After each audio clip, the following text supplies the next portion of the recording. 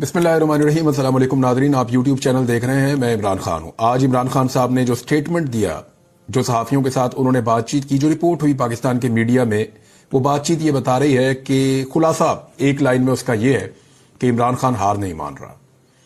Establishment के साथ या स्टैब्लिशमेंट की पॉलिसी के साथ इमरान खान कंप्रोमाइज करने के लिए तैयार नहीं है।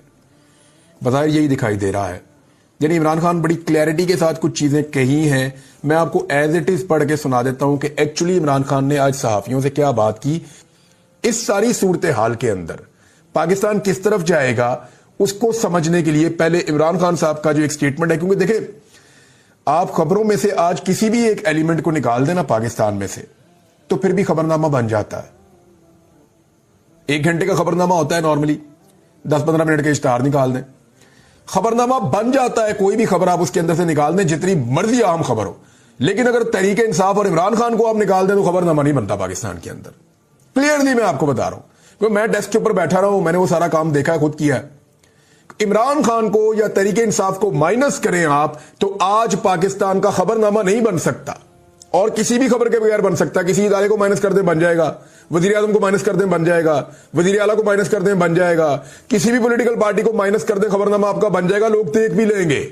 आप खबरनामे से इमरान खान को या तहरीक इंसाफ को निकालें, खबरनामा जीरो हो जाएगा, वो बन ही नहीं सकता पाकिस्तान में। तो आज की खबर इमरान खान साहब ने जो कहा पहले वो आप सुन लीजिए। डॉन अखबार इसको कैसे लिख रहा है, जब हम इक्तदार में थे तो फौज का इमेज आसमान पर था, ये इमरान खान साहब ने कहा। अच्छा, मैं ये इमरान खान साहब का आपको पढ़ के सुनाऊं, इससे पहले मैं आपको ये क्यों ना बताऊं कि नजम सेठी साहब ने एक जुमला बोला अपने प्रोग्राम में। एक तो उन्होंने जो बातें की हैं नजम सेठी साहब ने, वो बहुत क्लियरली जो बातें हैं, वो एक तो बड़ी मजेदार बातें हैं और बड़ी क्लियर बातें। उन्होंने कहा कि जब मुल्क एस्टेब्लिशमेंट के साथ था तब नवाज शरीफ साहब एंटी एस्टेब्लिशमेंट हो गए थे, और आज मुल्क एंटी एस्टेब्लिशमेंट है तो नवाज शरीफ जो है वो एस्टेब्लिशमेंट के साथ मिल गए हैं। हादसाती तौर पे इमरान खान साहब ने इसका जवाब भी दे दिया। हालांकि इमरान खान साहब ने वहां सुना तो नहीं होगा नजम सेठी साहब को। नजम सेठी साहब का ये जुमला है।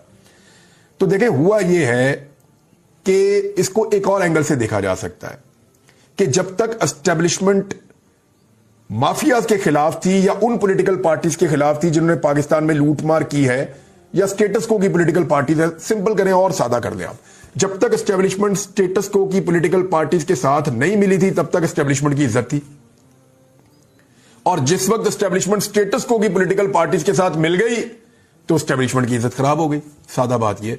लेकिन इमरान खान साहब ने क्या कहा वो सुनना ज्यादा जरूरी है, और मैं तो अपना तजिया आपको देता रहता हूं। इमरान खान साहब ने कहा, बानी पाकिस्तान तहरीक इंसाफ इमरान खान साहब ने कहा कि जब हम इक्तदार में थे तो फौज का इमेज आसमान पर था।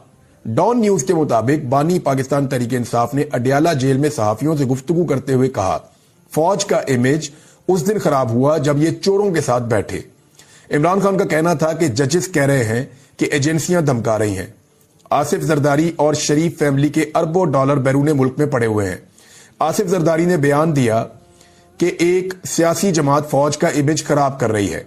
उन्होंने कहा कि जरदारी और शरीफ खानदान की करप्शन का हमें ISI और साबिक आर्मी चीफ जनरल रिटायर बाजुआ ने बताया था।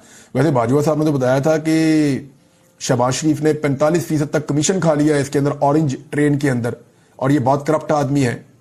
फिर बाजुआ साहब ने यह भी बताया था कि अगर पाकिस्तान की इकोनॉमी को तबाह करने के लिए कोई आदमी सबसे बड़ा रिस्पॉन्सिबल है, जिसने पूरी तरह तबाह बर्बाद किया है, तो वो इसहाक डार है। फिर बाजुआ साहब ने कहा था कि यह बात उनको कंफर्म की मिफ्ता इस्माइल साहब ने। जरदारी और नवाज शरीफ ने तोशा खाना से गाड़ियां ली, उनका केस क्यों नहीं सुना जा रहा, ये इमरान खान साहब कह रहे हैं। बानी पाकिस्तान तहरीक इंसाफ ने इल्जाम आयद किया कि 18 मार्च को मुझे जुडिशियल कॉम्प्लेक्स में कत्ल करने का मंसूबा था। 24 घंटे पहले ही जुडिशियल कॉम्प्लेक्स को टेक ओवर कर लिया गया था। क्यों जुडिशियल कॉम्प्लेक्स की CCTV फुटेज सामने नहीं लाई जा रही। इमरान खान का कहना था कि ग्राफ ज्वेलरी सेट की मालियत 3 अरब जाहिर करके हमें सजा सुना दी गई। हमने ग्राफ ज्वेलरी सेट की मजीद 3 जगह से कोटेशंस ली हैं। कोटेशंस के मुताबिक ग्राफ ज्वेलरी सेट की कीमत 1 करोड़ 80 लाख रुपए बनती है। उन्होंने कहा कि तोशा खाना में सजा, अगर इतनी बनती है तो फिर तो इमरान खान साहब के ऊपर केस ही कोई नहीं है।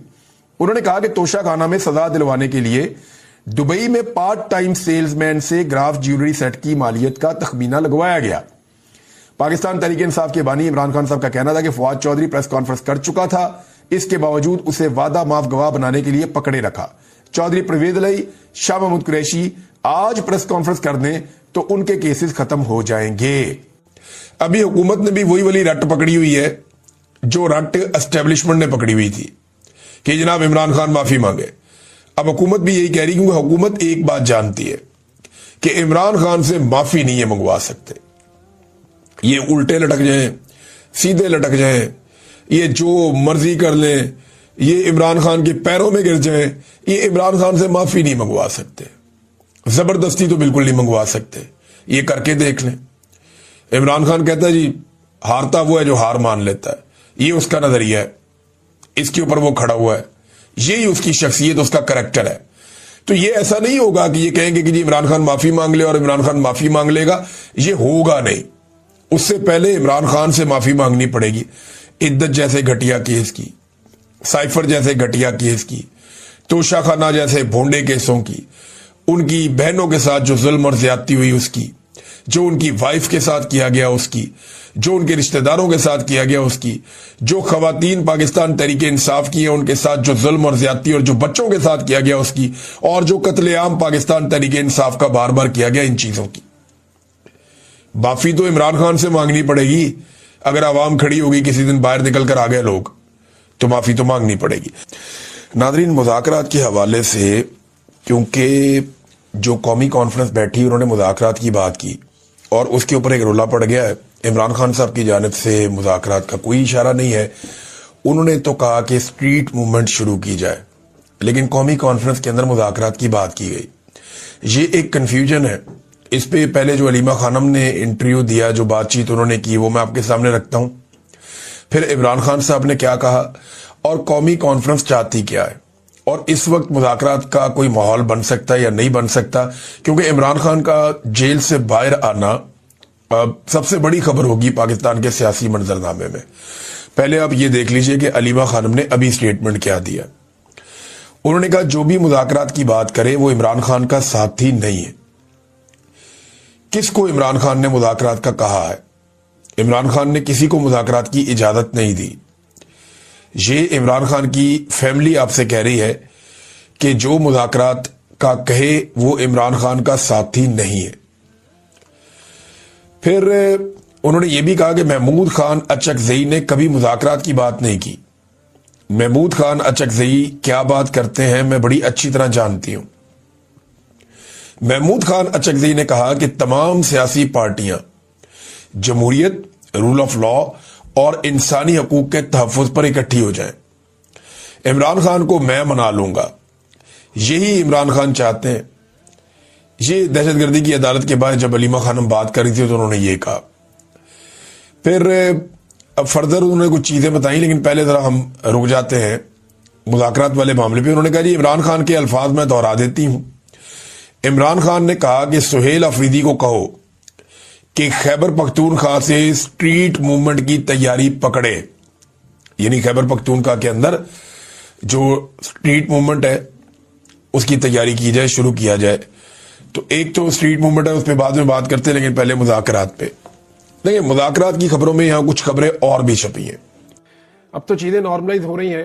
پہلے عمران خان صاحب کو بہت زیادہ رپورٹ اس لیے کرنا پڑتا تھا کہ باقی میڈیا عمران خان کو رپورٹ نہیں کرتا تھا، لیکن اب اچھی بات یہ ہے کہ آہستہ آہستہ جو تمام میڈیا چینلز کے سوشل میڈیا اکاؤنٹس ہیں وہاں پہ عمران خان صاحب کو رپورٹ کرنے کی اجازت کھلی، اور اب پاکستان کے ٹیلی ویژنز کے اوپر بھی کھل کر عمران خان صاحب کا نام لیا جا رہا ہے۔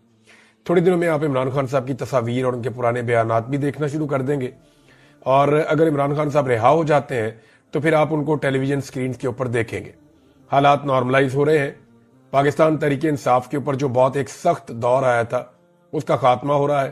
اس جماعت نے ثابت کیا ہے کہ یہ فسطائیت کے سامنے، جبر اور ظلم کے سامنے ہار اس نے نہیں مانی، بلکہ یہ ڈٹ کر کھڑے ہو گئے۔ نارملی پولیٹیکل لوگ ہارتے نہیں ہوتے، یہ اسٹیبلشمنٹ کو ہی ہارنا پڑتا ہے، لیکن زیادہ تر پولیٹیکل لیڈرشپ جو ہے وہ کمپرومائز کر لیتی ہے۔ یہاں عمران خان صاحب نے اس لیول کا کمپرومائز نہیں کیا۔ عمران خان صاحب کو جو بڑا مسئلہ ہے پاکستان کی خاطر، دیکھیں نا، بندے مروانے کے بعد کون مذاکرات کرتا ہے؟ جس پولیٹیکل پارٹی کے بندے شہید ہو جائیں نا، وہ پھر مذاکرات نہیں کر رہی ہوتی، اس کو تو موقع مل جاتا ہے کہ وہ ہر لیول کے اوپر دیوار کے ساتھ لگا دیتی ہے حکومت کو اور اداروں کو۔ لیکن عمران خان صاحب نے for the sake of this country اپنے مشکل ترین وقت میں جب ان کے کارکنوں کو شہید کیا گیا اس کے بعد انہوں نے مذاکرات کی بات کی اور وہ مذاکرات کر رہے ہیں اور وہ یہ کہتے ہیں کہ ملک کی خاطر تو میں بات کرنے کے لیے تیار ہوں, میرے ساتھ بیٹھو, کوئی حل نکال دیتے ہیں چیزوں کا. حالانکہ جب 25 مئی ہوا تھا 2022 میں, جب بہت ٹارچر ہوا تھا عمران خان صاحب کی پارٹی کے اوپر, بڑا ظلم ہوا تھا, تو اس وقت بھی عمران خان صاحب نے ایک بات کہی تھی. تب بھی انہوں نے کہا تھا مذاکرات کرنے کے لیے میں تیار ہوں. نواز شریف کو مل کر کچھ صحافی آئے تھے سینئر, عمران خان صاحب کے پاس پرپوزل لائے تھے, لیکن وہ میاں صاحب کی طرف سے نہیں تھی. وہ خود سے ایک ایفرٹ کر رہے تھے کہ جی فوج کے رول کو محدود کیا جائے. تو عمران خان صاحب نے کہا تھا جی ٹھیک ہے, 3 چیزوں کے لیے تو میں ریڈی ہوں. نمبر 1, فوج کے کردار کو محدود کیا جائے, یعنی وہ ان کا سیاسی کردار ہمیشہ کے لیے ختم کیا جائے. اپوائنٹمنٹ کا جو طریقہ کار ہے اس کو ایسا سموتھ کیا جائے کہ یہ سیاست جو ہے ادارے کے اندر یہ ختم ہو جائے. نمبر 2, عمران خان صاحب نے کہا تھا کہ اکانومی کے اوپر سیاست بند کر دی جائے. ایک ایسا چارٹر بنا دیا جائے اکانومی کا جو ہمیشہ چلتا رہے, اور اس کے اوپر جو بھی اپوزیشن پارٹی ہو وہ سیاست کا نشانہ نہ بنائے, کیونکہ یہ پاکستان کی ایک بڑی کمزوری ہے اکانومی جو ہے. لیکن پھر عمران خان صاحب نے 2 اور چیزیں بھی رکھی تھی. ایک تو انہوں نے کہا تھا کہ الیکشن کا ایک طریقہ کار طے کر لیا جائے, صاف اور شفاف الیکشن پاکستان میں ہونا چاہیے, اس کو یقینی بنایا جائے تاکہ آئندہ ہونے والے الیکشنوں کے اوپر کوئی انگلی نہ اٹھائے. اور چوتھی بات عمران خان صاحب نے اضافی کہی تھی, انہوں نے کہا تھا جی پھر کوئی این آر او جو ہے وہ نہیں ہوگا, یعنی اس کے اندر کوئی این آر او شامل نہیں ہونا چاہیے. ان اصولی چیزوں کے اوپر میں بات کرنے کو تیار ہوں. لیکن پھر یہ آفر جو ہے وہ جو حکومتی جماعتیں ہیں وہ اس کے اوپر دیں, تو میں بطور اپوزیشن لیڈر مجھے کوئی اعتراض نہیں ہے. میں آج اپوزیشن میں ہوں لیکن مجھے کوئی اعتراض نہیں ہے, میں اس کے لیے کام کرنے کے لیے تیار ہوں. اس آمرانہ دور میں شخصی آزادیوں کے خاتمے, بنیادی قانونی حقوق کی پامالیوں اور اداروں کی تباہی نے ملک کے نہ صرف سماجی اور سیاسی نظام بلکہ قانونی اور معاشی نظام کو بھی درم برم کر دیا ہے. جس بھونڈے انداز میں خالد خورشید کو 34 سال قید کی سزا سنائی گئی, اس سے ثابت ہوتا ہے کہ ملک میں رول آف لا کا خاتمہ ہو چکا ہے اور غیر اعلانیہ بدترین آمریت کا راج ہے. یعنی الیکشن کمیشن آف پاکستان کی توہین کرنے یا اس کو دھمکی دینے کے اوپر, کسی کو دھمکی کے اوپر کیسے 34 سال قید کی سزا ہو سکتی ہے؟ عمر قید بھی 14 سال کی ہوتی ہے, یا تو پھانسی ہو جاتی ہے یا عمر قید ہو جاتی ہے. عمر قید بھی جو ہے وہ 14 سال کی ہوتی ہے. یہاں ایک جج نے 34 سال کی سزا سنا دی ہے, تو کیسے ہم اس عدلیہ کو آزاد عدلیہ کہہ سکتے ہیں؟ عمران خان نے کہا کہ وکلا تحریک سے پہلے بھی ہم فوج کی سیاست میں مداخلت کے خلاف بھرپور تنقید کرتے تھے, لیکن تب کوئی ایجنسی اپنے شہریوں کو اس طرح نہیں اٹھاتی تھی, اور آئینی عدالت بنا کر پوری عدالتی نظام کو تباہ کر دیا گیا ہے, اور قاضی فائز عیسیٰ کی باقیات کو عدالتی نظام کا قبضہ دے دیا گیا ہے تاکہ قاضی کی روایت برقرار رکھتے ہوئے عدالتی فیصلے GHQ کے زیر اثر کروائے جا سکیں. میرے خلاف پچھلے سال بھی 4 غیر قانونی فیصلے دیے گئے تھے. سوموار کو القادر کیس کا فیصلہ بھی ویسا ہی توقع کر رہا ہوں. یعنی پیر کو فیصلہ آنا ہے عمران خان صاحب کے خلاف, کیونکہ جیل کا یہ ریکارڈ ہے کہ جیل میں جتنے بھی فیصلے آئے وہ عمران خان صاحب کے خلاف ہی آئے. اب یہ فیصلہ عمران خان کے حق میں تو آ نہیں سکتا, شواہد تو ہے نہیں, ثبوت بھی ہے نہیں, لیکن جج نے جب جیل جا کے ٹرائل کرنا ہے عمران خان صاحب کا تو اس نے پھر تو سزا عمران خان صاحب کو ہی دینی ہے نا, کیونکہ نظام عمران خان صاحب کا دشمن ہے. لیکن اس وقت نظام پھنسا ہوا ہے کہ اس آدمی کو باہر کیسے نکالنا ہے, یہ بھی ایک پرابلم ہے. سب سے بڑا سوال یہ ہے کہ کیا عمران خان صاحب معافی مانگیں گے؟ تو میں پہلے کچھ چیزیں کلیئر کر دوں, خاص طور پہ پاکستان تحریک انصاف کے لوگوں کے لیے, کہ بعد میں کوئی پھڈا نہ ڈال دیں. اس کو غور سے سنیں اور سمجھیں کہ ایکچولی میں کیا کہہ رہا ہوں. کیا عمران خان معافی مانگے گا, یا عمران خان کو معافی مانگنی چاہیے, یا عمران خان معافی مانگنے کے لیے راضی ہو جائیں گے؟ اس کے لیے پہلے آپ ایک چیز فرض کر لیں, یا آپ اپنے دماغ میں یہ بٹھا لیں کہ عمران خان نے اقتدار نہیں لینا, ان کی سیاست میں دلچسپی نہیں ہے, اور انہیں کچھ بھی نہیں چاہیے. فرض کریں وہ نظام سے کچھ بھی نہیں چاہتے, ساری چیزیں, ساری سیاست, فائدہ نقصان سیاسی, وہ سارا ایک جگہ پہ آپ الگ رکھتے ہیں. صرف آپ عمران خان کی شخصیت کو سٹڈی کریں, جس کو آپ سائیکولوجیکل انالیسس کہتے ہیں. آپ یہ دیکھیں کہ ان کی ذہنی کیفیت ہے کیا, یا ایکچولی عمران خان کیا ہے. اگر آپ نے عمران خان کو سمجھ لیا تو آپ کو یہ سمجھ بھی آ جائے گی کہ یہ شخص معافی مانگے گا یا نہیں مانگے گا. میں آپ کو پھر کہہ رہا ہوں کہ ایک لمحے کے لیے اپنے دماغ میں آپ یہ رکھیے, کم سے کم اس ویلاگ کو سنتے ہوئے, کہ عمران خان کوئی لیڈر نہیں ہے, آپ اپنے دماغ میں یہ رکھ لیں مثال کے طور پہ, اور اپنے دماغ میں آپ یہ بھی رکھ لیں کہ عمران خان جو ہے وہ کوئی نہ وہ لیڈر ہے مثال کے طور پہ, نہ عمران خان صاحب جو ہے وہ ان کو دوبارہ اقتدار میں آنا ہے, نہ وہ ملک اور قوم کے لیے کوئی چیزیں ابھی سوچ رہے ہیں. آپ فی الحال اپنے دماغ میں یہ رکھ لیں. اب صرف آپ یہ دیکھیں کہ ایکچولی عمران خان ہے کیا, وہ بنے کیسے, ان کے پاس کیا سٹیٹس ہے, اور وہ معافی مانگیں گے یا نہیں مانگیں گے. آپ کو سمجھنا بہت آسان ہو جائے گا. یہ جو بڑے بڑے سٹیکس ہیں نا, ملک, حب الوطنی, پاکستان کے لیے سوچ, پاکستان کی عوام کا درد, یہ بہت بڑی بڑی چیزیں ہیں.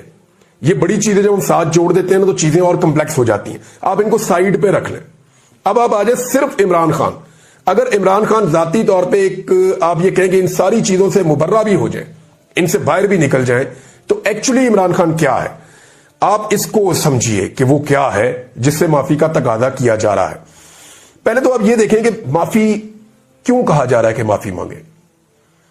یعنی عمران خان گرفتار ہے, جن لوگوں نے 9 مئی کے جن کے اوپر الزامات ہیں ان میں بیشتر لوگ گرفتار ہیں, یا وہ مقدمات کا سامنا کر رہے ہیں, عدالتوں میں پیش ہو رہے ہیں. کچھ لوگ ملٹری کی کسٹڈی میں بھی ہیں, ملٹری کورٹس کے اندر بھی کیسز چلتے رہے ہیں. یہ سارے معاملات عدالت میں پینڈنگ ہیں. پھر عمران خان سے کیوں کہا جائے کہ وہ معافی مانگے؟ پھر تو انصاف ہونا چاہیے نا. اصولی بات یہ ہے کہ بندے اندر ہیں یا باہر ہیں, سارے کیسز کا سامنا کر رہے ہیں, تو پھر تو انصاف ہونا چاہیے. پھر تو معافی کا تقاضا ہونا ہی نہیں چاہیے.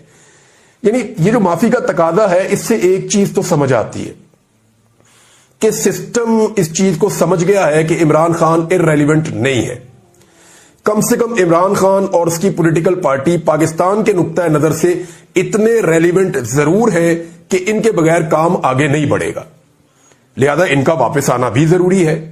اب ان کے واپس آنے کے لیے گنجائش کیا نکالی جائے, تو اس میں ایک معافی کا ایلیمنٹ ہے کہ جناب معافی مانگ لیں. یہ گنجائش نکل جاتی ہے تو عمران خان صاحب سسٹم کے اندر واپس آ جائے تاکہ سسٹم بھی اپنا کام کرتا رہے.